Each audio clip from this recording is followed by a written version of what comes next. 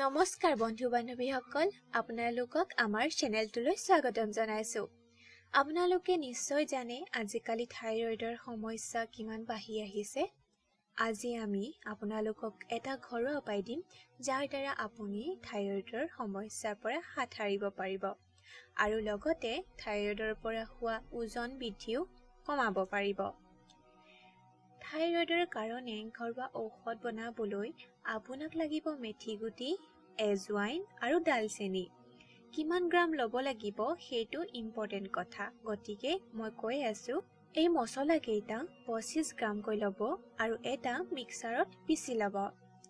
একেবাৰে পাউডাৰ নিচিনাকৈ গুড়ি কৰিব পাৰিলে ভাল হয়।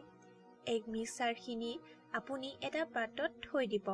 চাব যাতে পাত্ৰটো এয়াৰটাইট হয়, মানে বতাহ যাতে নোসোমায়। এই মিক্সাৰখিনি আপোনাৰ 15 দিনৰ কাৰণে হৈ যাব। তাৰ পাছত আপুনি তাৰে 1 চামুচ ল'ব আৰু 1 কাপ গৰম পানীত মিহলাই ল'ব আৰু সদায় খাদ্য খোৱাৰ আধা ঘণ্টাৰ আগত খাব। সদায় যদি এনেকৈ খায় তেন্তে শ্ল' হৈ যোৱা থাইৰয়ডৰ গ্ৰন্থি এক্টিভ হৈ যাব। লাহে লাহে ঠিক হোৱা থাইৰয়ডৰ গ্ৰন্থিৰ লগে লগে আপোনাৰ ওজনো লাহে লাহে কমিবলৈ ধৰিব। কাৰণ মেথি গুটি, ডালচেনি আৰু এজৱাইনে ওজন কমোৱাত বহুত সহায় কৰে। যাৰ যাৰ থাইৰয়ডৰ বেমাৰ আছে তেওঁলোকে সয়াবিন আৰু সয়াবিনৰ পৰা তৈয়াৰ হোৱা সয়াবিন তেল লগতে গাখীৰ আৰু পনীৰ খাব নেলাগে। বন্ধাকবি, ফুলকবি, চেনি আৰু মিঠাজাতীয় বস্তু খাব নেলাগে। গজালি লোৱা বীজ যেনে বুট, মগু আদি খাব।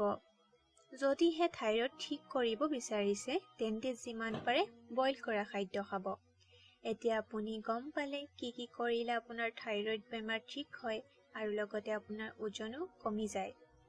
গতিকে এটা উপায়ৰ দ্বাৰা আপোনাৰ দুটা কাম হৈ আছে। আজিলৈ এই ভিডিঅ'টো ইমানতে সামৰিলো। নিশ্চয় এই ভিডিঅ'টোৰ দ্বাৰা আপুনি উপকৃত হ'ব। আপোনাক আমাৰ নেক্সট ভিডিঅ'ত আকৌ লগ পাম।